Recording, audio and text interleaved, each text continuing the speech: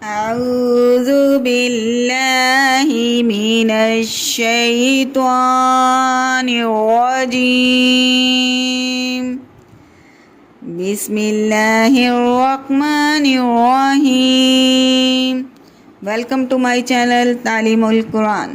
السلام علیکم۔ جیسا کہ آپ کو پتہ ہے ہم پڑھ رہے ہیں سورہ بقرہ جو کہ مدنی سورت ہے۔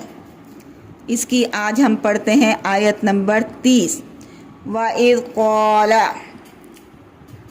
وَإِذْ اور جب، قَالَ کہا، رَبُّكَ آپ کے رب نے، لِلْمَلَائِكَةِ فرشتوں سے، انی کہ بے شک کہ میں، جاعلٌ بنانے والا ہوں، فی میں ارضی زمین میں، خلیفت ایک نائب۔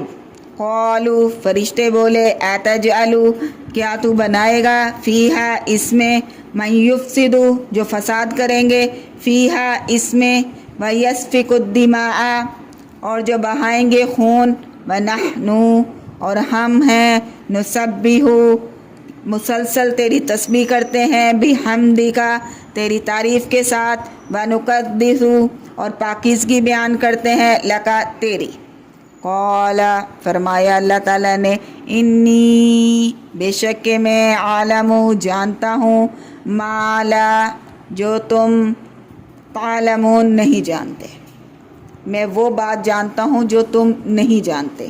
اس میں بات بتائی کیا جا رہی ہے؟ سب سے پہلے تو کیا بات بتائی جا رہی ہے کہ اللہ کا شکر ادا کرنے کے بعد، پہلے ہم نے آیت میں یہی پڑھا، اب چنانچہ حضرت آدم علیہ السلام جو تمام بنی نوح انسان کے جد امجد اور پہلے انسان ہیں، ان کے شرف و فضیلت کو یاد دلایا جاتا ہے کہ اللہ نے ان کو کس طرح اپنی قدرت سے پیدا کیا، ان کو کیسی علم کی دولت دی، ان کو کیا کہا، مسجود ملائکہ بنایا، یعنی کہ ملائکہ نے ان کو سجدہ کیا، اور ان کو اپنا نائب اور خلیفہ ہونے کی عزت بخشی، اور تمام انسانوں کو انہی کی اولاد ہونے کا فخر عطا فرمایا، اور اسی غرض سے حضرت آدم علیہ السلام کے قصے کو بیان فرمایا جاتا ہے۔ قرآن پاک کا یہ بھی ایک اعجاز ہے کہ وہ ایک ہی واقعے کو مختلف صورتوں میں ان صورتوں کے مناسب مضامین کے بیان فرماتا ہے۔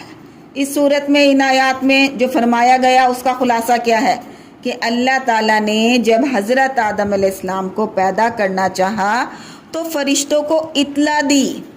کیا اطلاع دی؟ انی جاعل فی الارض خلیفہ، میں بنانے لگا ہوں ایک خلیفہ، ایک نائب زمین میں۔ قالوا تو وہ بولے، تو انہوں نے کیا کہا؟